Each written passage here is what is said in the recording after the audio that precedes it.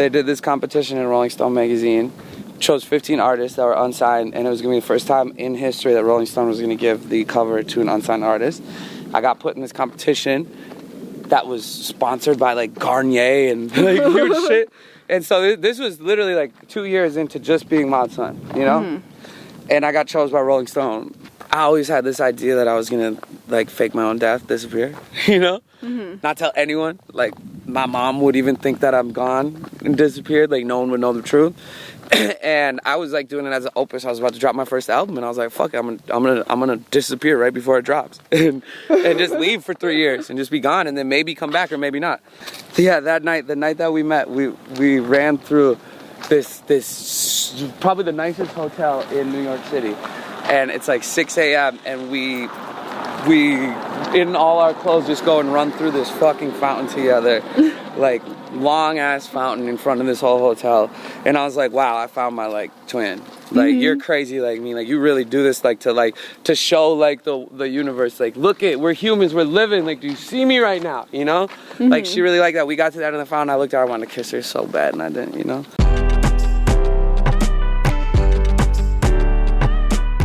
Hey guys, this is Lauren Engel of Sidewalk Talk. Today I'm here with Mod Son. And Chuko. Chuko. Yeah. We have a guest. Yeah, we have my favorite place in the whole world right now. Pretty much, besides Paris, France. This is it. So you're originally born in Bloomington? Yeah, Minnesota? Bloomington, Minnesota.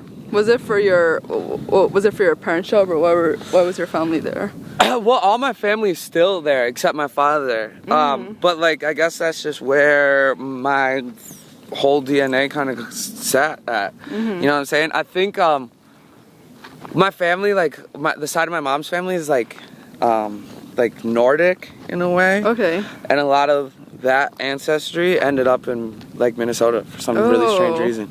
But it's like Minnesota Vikings, right? Like that's the name of our football team. Yeah. Like that's like a Nordic thing, like Vikings, you know what I'm saying? Yeah. So yeah, there's like this really weird tie. So I think that's, I guess maybe how my family ended up there. And then my dad's side is just crazy motherfuckers. So, but yeah, they're all still there. Everyone except my father. What did your mom do when you were growing up? Like career-wise? Well, when my mom and dad were together, when I was growing up, when I was really young, they owned a business together, like a trucking company, where they would line up, like, you know, semis and all that shit that you see on the road. So they have like hubs all around the country that they show up to and pick up cargo for people. Oh. So my mom and dad, well, my dad did. My dad owned it, my mom worked for him. And they would just like have all these products of companies, and then semis would stop by every fucking day at this warehouse and pick all that shit up. Yeah. And then when my parents got divorced, like it kind of, that's when like life really like took a turn, because like I said, my dad, come on Shuko, what'd you find? My dad owned the business, and so when my parents got divorced, my dad like basically like fired my mom essentially. And then my mom got full custody of me and my sister, so we were living with my mom. We literally like went from like doing pretty good because they own their own business, and we were doing pretty good, we lived on a farm, to like being broke as fuck. You know, like my mom had no job at all, 2 kids, and then also the reason that like what basically my dad gave to her, because he took the business, was our house. Yeah. But our house was not paid for yet, it was mortgaged, and then so it got foreclosed on. So then lost all that. You know what I'm saying? So then we went to being like totally fucking broke for real. Well, at what age were you at this point? 4 years old. Okay. 4 or 5 years old. Do you still remember like back then? Hell yeah. Yeah. I remember my first memory. I remember everything, especially because I lived on a farm growing up. So then living on a farm, like for me, I immediately realized like I had to be my best friend. Watch your stuff right there. So I kind of just I'm kind of still the exact same person, right? That I felt, like the inside of my head still feels the exact same way as it did when I was like a little kid playing on the farm, climbing trees and shit. Because I've never looked at the world in a way that was like not my own reality. You know what I'm saying? Yeah. I always knew I was different. I knew growing up on a farm by myself, I knew at 3 years old, 4 years old, this was different, you know? Like having no friends to play with and like having to create your own shit. Because when you live on 4-acre farm, in the middle of Minnesota, in the middle of nowhere. Like, you don't have neighbors, you know? Yeah. And I wasn't even going to school, you know? I don't think, because I was in kindergarten at that point or some shit, but like, my parents like took me out of that or some shit. Actually, where do you even think you got your creative side from? Like, are one of your parents creative? Well, so like my dad is like the charisma that I get, the you know, the character that is me, and like being able to be really funny and fun and like a cool motherfucker. Like, I get that from my dad for sure. And then from my mom, like my mom's a pure angel, like really an angel. Like when they did get divorced, she like quit her whole life to make sure me and my sister were good. Oh, wow. And like I didn't really get to finish that story. Like what happened is that my mom then, going from having nothing, she started interning at this job. It was called DeJ, which she worked until she just retired recently. And they like invented this board that every company in this world that has computers run off of the same server has to have this thing in their computers called digiboards, right? And that's what she sold. And she started interning for them. She killed it so hard. Like after a couple of years, she got promoted, just doing amazing things to the company. And then, like I said, she just retired recently. But she like stopped her whole life to make sure me and my sister were good, you know? And so she's an angel, and that's where I get my like clear, like I don't need rules, I don't need laws, because I know right and wrong, right? Like I know that like when I'm happy, when I'm all that, it's like doing good, you know? I know when I'm doing good, and that's what makes me happy, and I know what doing bad is. And that's where I get that kind of thing. But creativity wise, yeah, here we go. Let's get back together. Creativity wise, like, yeah, no. I actually get like nothing from my family. They're all athletes. Oh, wow. What kind of music was your sister and your mom playing in the house? When I was a kid? Your mom and her sister. Yeah, okay, so like, so that is where I get my love for music, though, is from my dad as well. When I was a kid living on the farm, like, we lived a mile away from Bob Dylan, from his farm in Minnesota. And my parents are like, they love rock and roll. Allman Brothers, the band, Bob Dylan, The Doors, Jimi Hendrix, Janis Joplin, all that shit. That's what I was listening to when I grew up, like completely as a kid. It's really in my DNA. I know every fucking song from like the 60s, 70s without knowing the band. You know what I'm saying? I know everything. So, I got my love for music really early on, but no one in my family played any music at all. But it's always been like classic music been shown to me. And then like stuff like Frank Sinatra and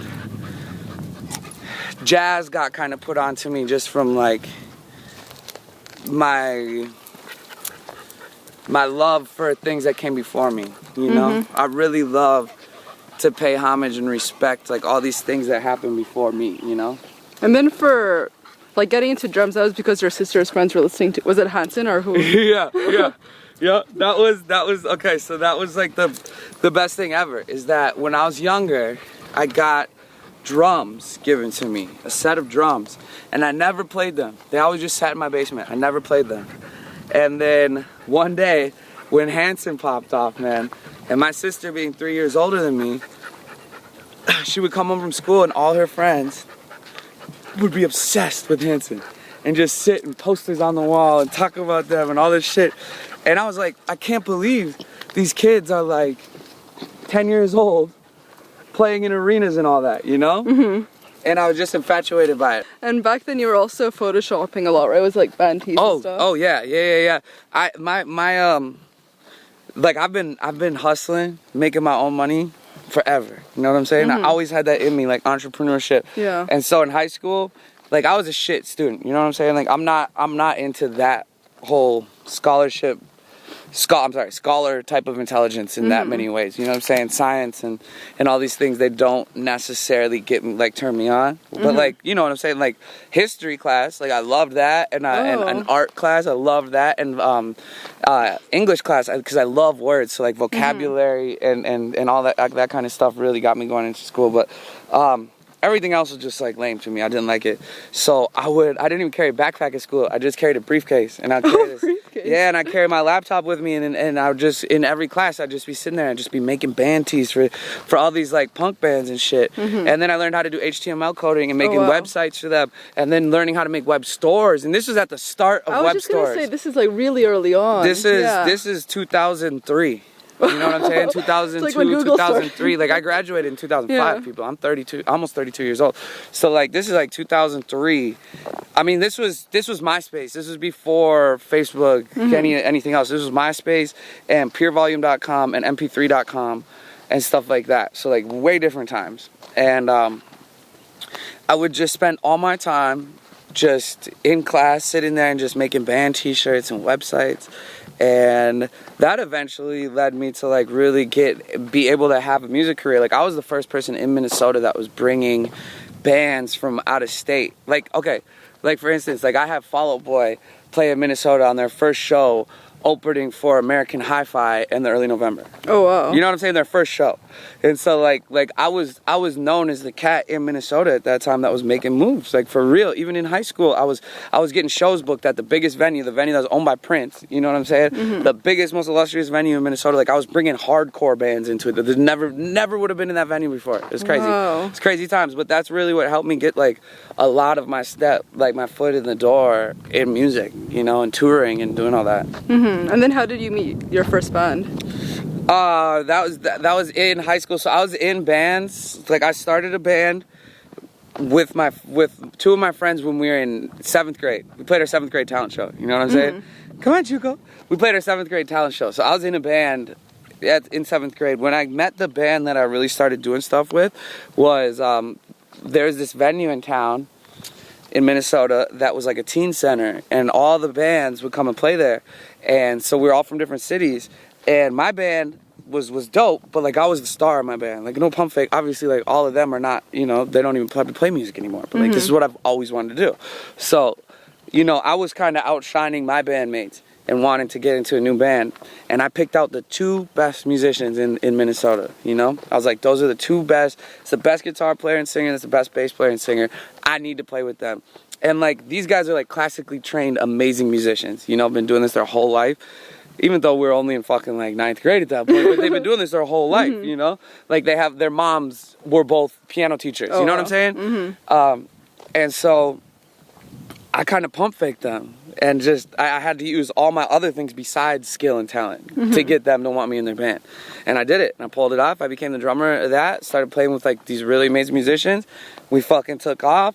We started touring in high school. I basically dropped out of high school, even though I didn't technically. But my senior year, I spent half my time in Long Beach, California at my dad's house, out of school, and then the other half on tour. You know what I'm saying? So we started touring. We were trying to get signed, and that's what brought me out of high school. You know what I'm saying? At 18 years old, I was traveling around the world in a fucking van with my homies playing songs. Did you have any mentors or anyone to talk to? Because you were you just figuring out yourself? There was nothing online that you could read back then. No, definitely there was not YouTube how-to videos, that's for sure.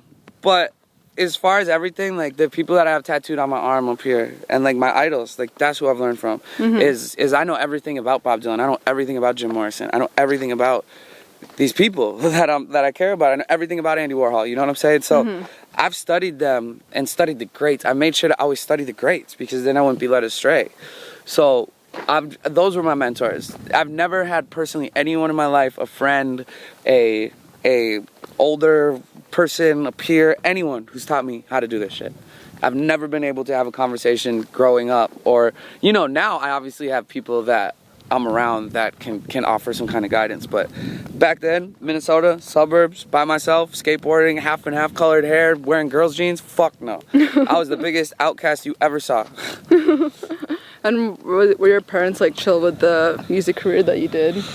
Well, my dad wasn't in my life at all. So like his thoughts of me never affected me at all. I could care less what he thinks of me, but he looks up to me. Like he thinks I'm the shit because he's obviously like he was a motorcycle riding, bar fighting motherfucker. You know what I'm saying? Like kind of a bad dude, but cool motherfucker. So he didn't like. He was obviously like not. He never thought I was gonna become some fucking anything else, but probably what I am. My mom, on the other hand, she's just like I said, an angel. She's taught me so many things about when I have a kid, about how to raise them. Because like she told me, the first thing that I ever did, that I had to go and be around people and try to like be something around other people, was playing hockey. And I remember the reason that I entered hockey in Minnesota, because when I was a little kid, the only reason I started playing hockey is because in Minnesota, that's the thing you do, is play hockey, first off. Secondly, it was like I had no friends. We had moved, when I was in kindergarten, we moved to another city, because that was when our house got foreclosed on. Then my mom was interning somewhere, no money. We were living in literally like the hood, okay, of Minnesota, which there is, motherfuckers, a hood in Minnesota. And we were living there. And then we moved again because my mom got a better job, like moved up. And then we moved again. So I was moving every year, kindergarten, first grade, second grade, third grade, moved to a different school every fucking time. So I had no friends, you know, no constant friends in my life. And so my mom was like, let's enter you into a sport so you can make some friends. And first time I put hockey skates on and went out there, I promise you, like, I was not good. My mom, she comes up to me, she's like, you're a fucking natural. Oh, she's so encouraging. You are a natural. You were just, it was so graceful watching you skate out there. You are so incredible. And from right there, I was like, damn, I'm a natural. I'm a natural. I can do anything. And that's stuck with me my entire life, is that I literally, you will never find me like look at something and like internally or externally, you will never find me look at something and be like, I can't do that. I think I can do anything. And like, I'd rather fail than not try. And what made you want to join the second band? Well, I forgot the name. Oh, back then. I mean, so the scared yeah, scaring kids. So yeah. I was already Mod Son at that point. I had said to myself, I'm not playing drums anymore. Like, I'm moving on. I'm doing what I'm doing now. And scaring kids who, like I said, man, I've just been really, really fortunate with having the gift of gab. You know what I'm saying? I can get around people and just talk, and they enjoy me, and they want to help me in some way, and they think of me and stuff like that. And I'm very grateful and fortunate for that. And scaring kids always just kept me in their mind, and then they needed a drummer. So their drummer, something happened, and so they thought of me immediately. They hit me up and asked me to play drums for them. I told them the only way I do it is that they let Mod Son open up the show, which was a gift and a curse. Obviously, it was awesome, but I mean, I was playing in front of like 2,000 kids every night, getting booed off the stage. You know what I'm saying? Was it Party in the USA? That's what I walked out to. That was my opening song. And like now you gotta think, like, Miley Cyrus is kind of like a really cool culturally thing, and like Party in the USA is kind of an anthem. Back then, a white boy coming out on stage with long hair, dancing around, rapping to Miley Cyrus at a hardcore show, you gotta just know I was like, literally might have been the most fearless person in the world at that point. And is that how you, then that's how you gained your fans initially, was from them? Absolutely. Yeah. Absolutely. Like, it's from that, I mean, not necessarily just from them, but from that scene. From the whole scene of bands like Breathe Carolina and We the Kings, you know, were big. They're still doing great. But all these bands, A Day to Remember and all these bands, that was like the sector that I kind of existed in. And again, I was the first person to ever leave a scene like that and start rapping and make it. You know what I'm saying? Like, I'm dead ass, like, I'm very proud of myself. I'm nowhere near done or where I want to be, but I've got a lot to show for myself, you know? Did you always realize you could rap, or what was the turning point for that? Drums. Drums is a rhythm. You know what I'm saying? That's rapping. It's like I look at music and I see it in a way that other people don't see it. Like, I see music as swimming in between it. You know what I'm saying? It's hard to understand that, but like, if you hear a beat, a tempo like this, I'm thinking of going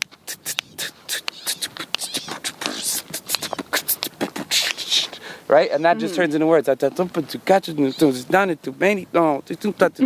walking up on a fucking hill. Me and my girl, she gonna hit the camera. I'm with you. Like, it just, you know? Yeah. And so what was the turning point that you separated from the band? Two things. One is, I was trying to speak with my hands and my feet before, playing drums and instruments.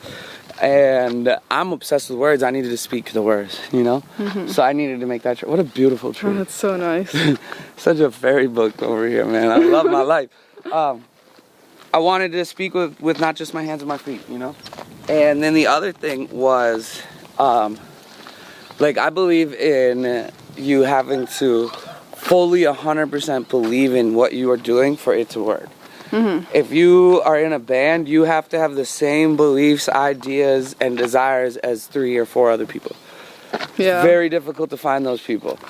Very, very difficult to even find one person like that. That's why a lot of y'all are still looking for the perfect relationship. How you doing, brother? Chilling.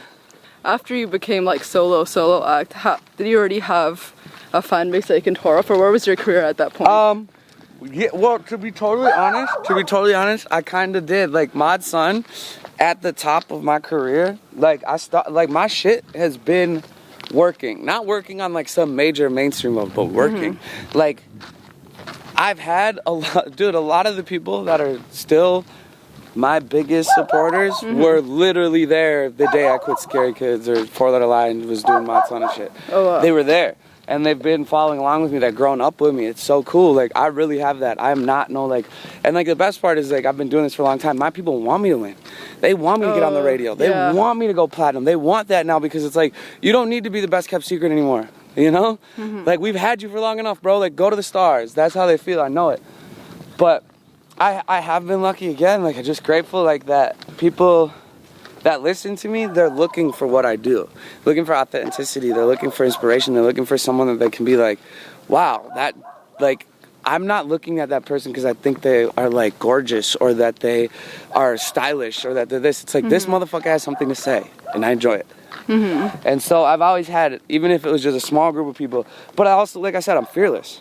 So I would be playing shows to 5 people. I don't give a fuck. And I'd be going nuts like you see me on stage now. I don't care. And so there's never been no one at my shows. You know what I'm saying? So if it was 1 person, 10 people, or 10,000, I was performing the same way. Yeah, I love that. And then what was your, like, momentum after that sort of fan base? What? Explain what you mean. Or, like, how did you get a wider audience than the ones from Scary Kids afterwards? Well, it all happened when a twist of fate just jumped in my lap, and I was chosen as one of the top 15 unsigned artists in the world to be on the cover of Rolling Stone. They did this competition in Rolling Stone magazine, chose 15 artists that were unsigned, and it was going to be the first time in history that Rolling Stone was going to give the cover to an unsigned artist. I got put in this competition that was sponsored by, like, Garnier and, like, huge shit. And so this was literally, like, 2 years into just being Mod Sun, you know? And I got chosen by Rolling Stone. And I'm in 5 issues of Rolling Stone magazine right now. Like, and that was at the start of my career, right? Like, there's gonna be artists in this world that are, like, popping, you think, right now, that would die to be in 1 issue of Rolling Stone. Yeah. I'm in 5 issues. Like, my grandparents looked at Rolling Stone when I was in that and were like, wow, you're really doing something. Yeah. Because they can understand that. Like, so the Rolling Stone thing really tipped me off to, like even it not like it added, like, all these things to my career, like, it helped me pop, but it made this level of seriousness be brought to me. All of a sudden, people were just like, wow, like, I don't think we can ignore this anymore because Rolling Stone kind of has, you know, the holy grail opinion on music. If they say this dude is worth being on the cover unsigned, he's got to be dope. There's got to be something going on here. And so that just, like, you know, I'll never, like, the greatest thing about where I'm at in my career is that I know for a fact that people that are enormously bigger than me, they tell me things like, man, like, you're killing it, bro. Like, you look like you're having so much fun and you're doing your thing and you're successful. And I'm like, which is the thing that people are supposed to want here? like, cause I'm not on the radio. I don't got platinum plaques. I'm not playing a 10,000 arena and fucking shows. Like, and y'all are doing that, and y'all are, like, looking at me envious of my life. There's a duality to that, like, you know, the grass is always greener type thing, but yeah. I think that I've kept it so genuine that, like, how you're seeing me today, like, you pulled up to my house, what was I doing? In the pool, you know? In the pool with my clothes on, smoking a joint, you know what I'm saying? And, like, chilling, my friends around, and you walk in my house and it's filled with art, and it's weird, right? And it's like, this is really my life. There's nothing that you see or think of Mod Sun that's, like, a fake thing, you know? This is really what I do, and I think that it shows. And I definitely try to display that. But I also don't exploit any of this, you know what I'm saying? Like, my favorite thing right now is just, like, saying a sentence and thinking like, okay, it's going to happen by blank line. If you think that there's a date there, like, you're crazy. Like, life is going to win. You know what I'm saying? You're not going to outsmart life. Like, you're going to get, if things are going to happen for you, it's going to be a miracle. Plain and simple. You're not going to calculate how to fucking pop off. You're not going to calculate how to be successful. Life is going to give you a miracle if you deserve it. That all the people that are like, these people that have these houses, like, look at this beautiful house right there. I promise you that motherfucker did not say, I'm going to have that house at that date when he's younger. No, right? It's a miracle. This whole shit is, everything is a miracle. And I, for a while, was like, just because of talking about my early successes and stuff, being like, man, this is gonna be the song to do it. This is gonna be the song to do it. And now, as you can see, I'm sure from the outside looking in, me just dropping songs every week, not really looking like I give a fuck about trying to make some campaign or like, it's like, is the song going to do it for me? I don't know. You decide, right? I can't decide. I can't decide what the fuck's gonna work for me. I don't know that shit. All I know is that, like, it's going to be a miracle. I'm waiting for my big miracle to come right now. Like, I know that. I know it's like on its way to me right now. You know, I think about it like this. Like, if you think about like a comet, like heading to Earth, for real. Like, I think about that. Hey, shout out comet. If you think about like, here, I'm gonna go on this side of you. There we go. Switch it up. Get my good side. Think about like a comet, like heading to Earth, shit like that, exploding through the atmosphere, heading towards you. That's how I feel about my miracle right now. Actually, what does a miracle look like to you right now? That's a great question. A miracle to me right now would be, in the most simplest terms, for like one of my songs to just absolutely do things that for something that has never happened to me to happen. You know, I want a song of mine to go platinum. You know, I want a song of mine to get on the radio. I want a song of mine to like take off so big that when I get into a taxi in Amsterdam, I get in the cab and it's playing on the radio, and the dude has no idea who I am. Right? I don't want my face or what I say in my interviews or what I post on Instagram to be like the thing. I want it to be my music, and I literally want my face to not even be attached to it. I just want my song to do something that I couldn't do for myself. That's what a miracle would be for me right now. And actually, going off that, what inspired you to write your book? Seriously, this is the funniest. This is one of my funniest statements, and it'll probably be on my tombstone. It's like this, like, I put a deadline on my tombstone. I know what I want them to say I was when I die. I want them to say, Mod son, musician, author, poet, artist, painter, designer. I know what I want them to say. So how the fuck am I gonna have them say that stuff if I don't do it? Plain and simple. It's like, I always say this, like Steven Spielberg's first film, I promise you it was trash, right? But he wouldn't have made the fucking Steven Spielberg films, you know, if he didn't make that trash film at the beginning, right? And so that's how it is with my book. I was like, yo, I want to be an author, I have to write a book. Yeah. And then when was it? Was it in Paris that you were at this place that it was like erasing you from the world, or what was it? Yeah, that's still hard. It's still really hard to talk about that because it's basically like you agree to like an oath of not talking about it. But I'm an open book, man. They knew what they were getting into. But yeah, I mean, in Paris, there's pockets of the world that you can disappear to. You know what I'm saying? There just absolutely is. If you think that we're inhabited all around this fucking rock, you're wrong. And I always had this idea that I was gonna like fake my own death, disappear, you know? Not tell anyone. Like, my mom would even think that I'm gone and disappeared. Like, no one would know the truth. And I was like doing it as an opus. I was about to drop my first album, and I was like, "Fuck it, I'm gonna disappear right before it drops, and just leave for 3 years and just be gone, and then maybe come back or maybe not." But I was literally like, I was gonna do it, and just know like a lot of the things that I say, they sound outrageous, but like the last thing I am is a liar. So this was after all your band stuff? Oh, what you mean? Like going to Paris. Was that after like going? So this is when you were already Mod Son, or was it? Yeah, I was Mod Son. Yep. Oh, yep, okay, I was Mod okay. Son, I was trying to like place in the timeline. Yeah, this was let's see, 2015, 2014, 2015. Okay. Yeah. Yeah, not too long ago. Okay. And this was, yeah, I mean, shit, that sounds so recent. It feels way longer ago than that. But yeah, 2014 maybe. Yeah. And it was me and one of my friends out there. And I even, so like I had this whole plan. I was gonna, I had this whole plan of what I was doing. And I was gonna give him basically the manual. He was gonna be the person that kept his lips shut. And I was gonna not show up to the airport when we were supposed to leave Paris together. And he was gonna get on the plane and then find in his bag this whole manuscript that said like, this is what I'm doing, bro. I'm checking out. You can't tell anyone, but you need to make sure that my music comes out and all that. Yeah. Wow. Yeah. And then this is our lives, man. We can do whatever we want with it, you know? How did you meet Machine Gun and Kelly? We met on Warped Tour. Is when we met, and it was so funny. Like, I was sharing a bus. This is like the greatest Warped Tour story of all time. This definitely needs to be a meme.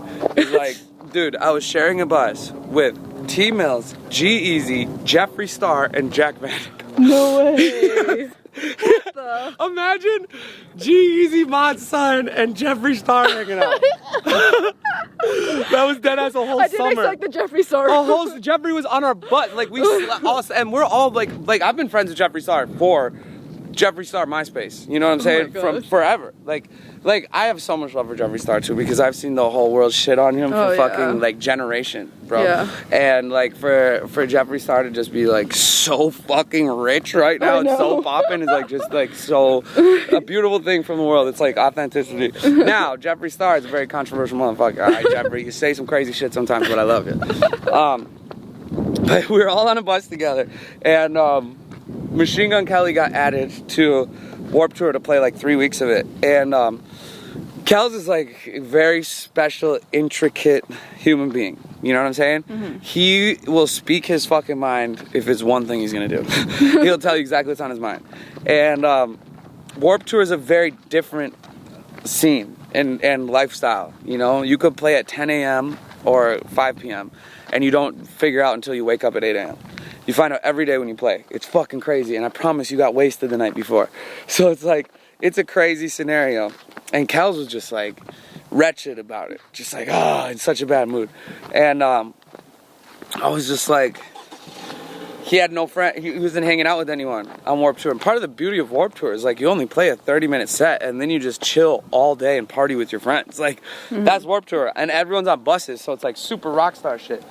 And so like, me and Kels immediately just like clicked because he didn't have any friends. And like, the type of person I am is like, me and Kels would click no matter what. But like, you know, I have a lot to say. So like, he was just immediately interested. But actually, that's where the whole G-Eazy Kels beef started. Oh. Was on that motherfucking bus. No way. Yeah, because Kels didn't fuck with anyone on my bus except me, you know? Because they were all, you know, some people are rude sometimes, and Kels don't take it. He don't like it. So, yeah, I met Kels on Warped Tour. We became immediately best friends and just like there for each other. Like our relationship, damn, get this shot, you know what I'm saying? Hey, baby, it's my new whip, baby. We're just there for each other. Like, we really text each other just like, how are you doing? Like, you good? Like, love you, bro, you know? How about with blackbear? Shit sucks with blackbear right now. Like, it'll probably be good someday. I mean, I don't want the kid to die or me to die without being friends again at some point. But as of right now, like, he did some fucked up shit to me personally that I would never go on Twitter and write about. You know what I'm saying? And he kind of did the opposite of that. He thought I did some fucked up shit to him, and he went right to Twitter and wrote about it. And then he decided to drag it on and involve my family into it in a way and shit. And just stuff that I don't play. I'm a really real motherfucker. So if you're watching this, Bear, still got love for you, bro, but you owe me an apology. I kept it real. I always keep it real. I kept it real with you about the situation. We all know the situation that broke up me and blackbear's fucking friendship. You know what I'm saying? Because you saw it online.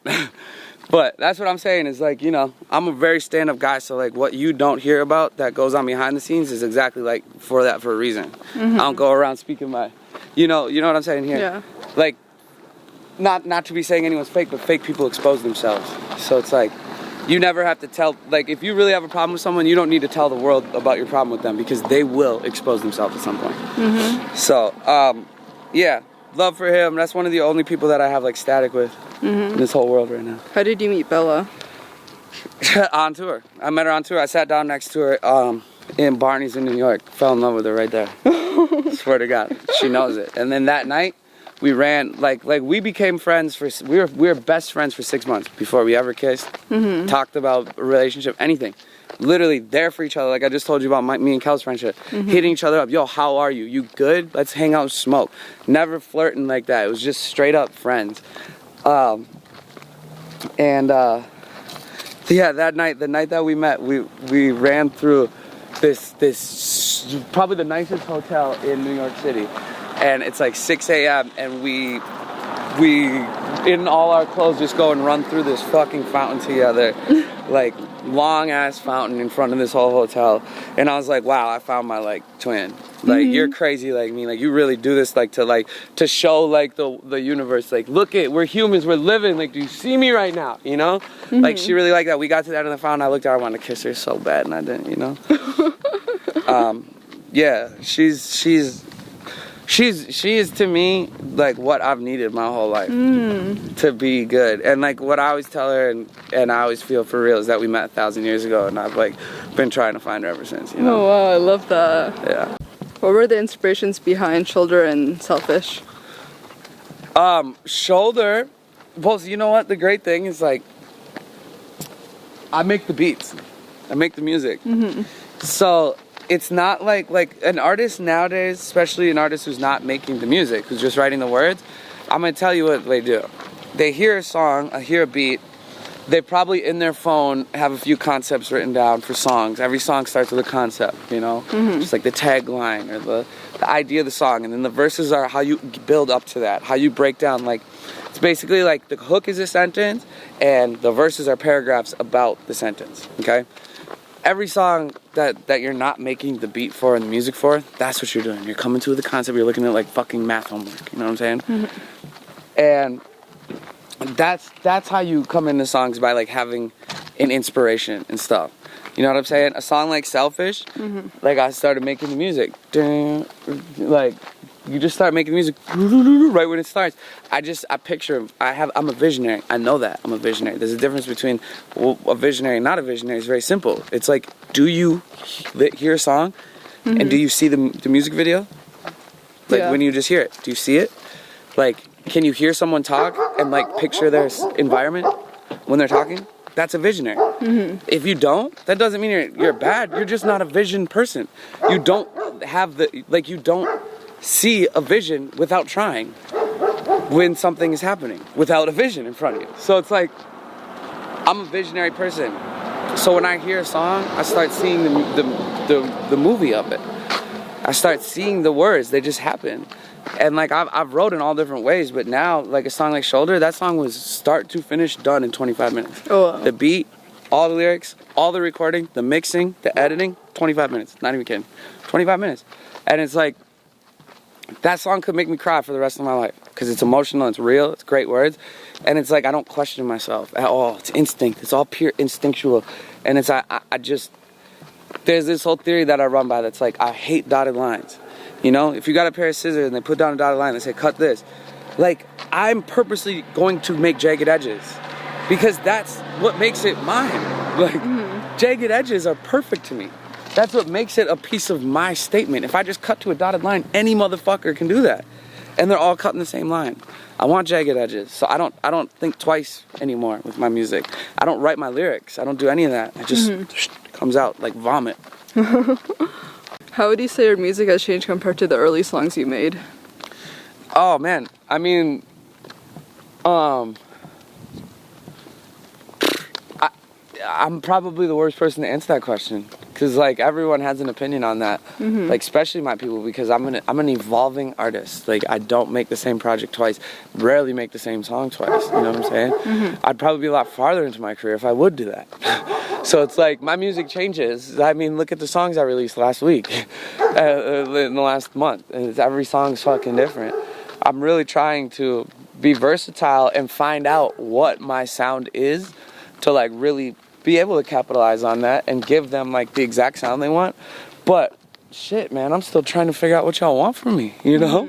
I don't even know. So like my music has changed immensely. Has it gotten better? Absolutely. Has lyrical content gotten like less intelligent in a way? Absolutely. Because like trying to fucking make it. Like, I can't say, I don't want to be an underground rapper. I don't want to be a backpack rapper. I don't want to be that stuff. I'm not trying to sound like I'm talking out of a dictionary. Like, what I was doing at the beginning with my really, really super positive, inspirational, law of attraction rap, saying words you've never heard before, was just that. I was doing something that no one had ever done before. And now people are exploiting positive thinking. People are exploiting the law of attraction. People are exploiting all these things that, like, to me, that ass, like, I brought in a whole new way. And then I think that people have really ran with a lot of the sauce that I fucking brought to the game. Like, I will adamantly say for the rest of my life, without Mod Sun, Kendrick Lamar's I Love Myself would not exist. I know that. Look up picture, look, just type in Kendrick Lamar Mod Sun, okay? He used to wear a Mod Sun hoodie, all right? That's my dog. Like, I know Kendrick. I know Schoolboy. Schoolboy's first fucking feature he ever did for someone was on a Mod Sun song. You know what I'm saying? Like, I know these people. They're inspired by my positivity that I brought. Lil Yachty's career of pop, hip-hop, rap. Like, I did that in 2009. You know what I'm saying?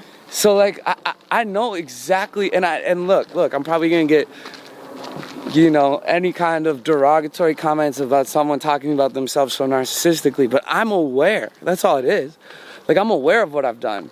I know that I've helped this game, this culture, this time of music be better. I know I have. I know that.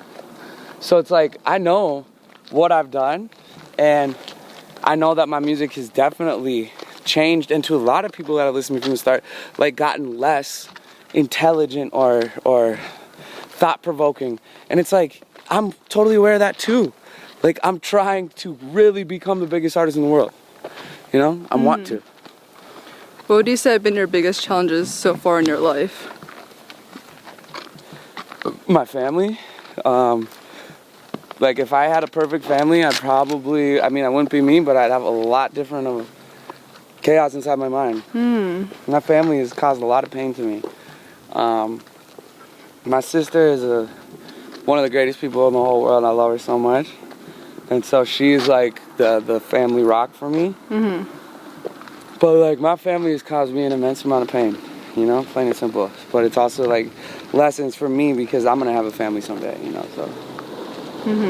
I would say that is the most challenging thing in my life. Otherwise, all of this shit, like, this is really fun for me. Like, just waking up, doing stuff.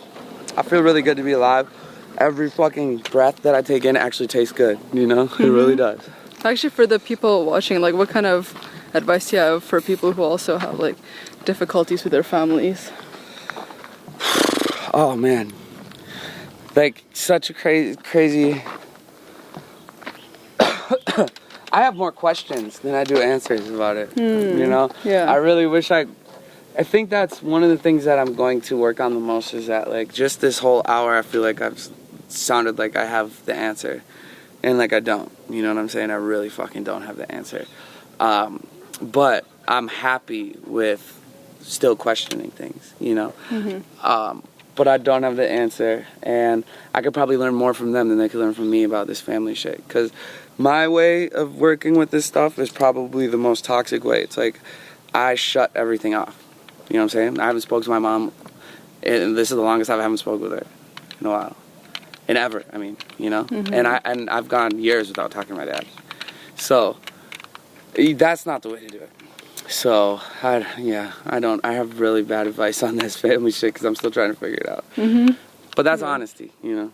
Last question. What does love mean to you? Love. I'm trying to define it every day of my life. Love, man. Love is the greatest thing ever, dude. It's the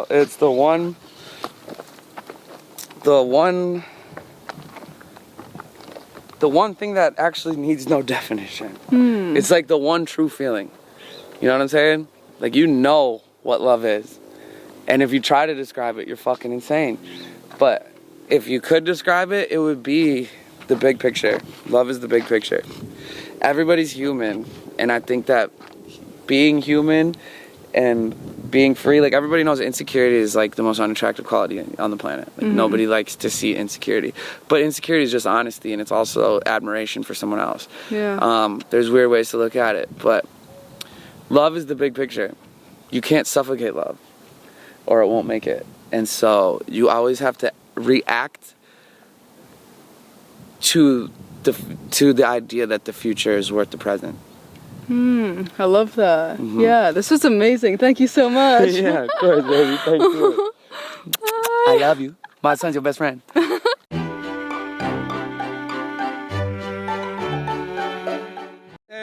We almost fell off a cliff and stuff, but that's what happens when you're out here living your best life.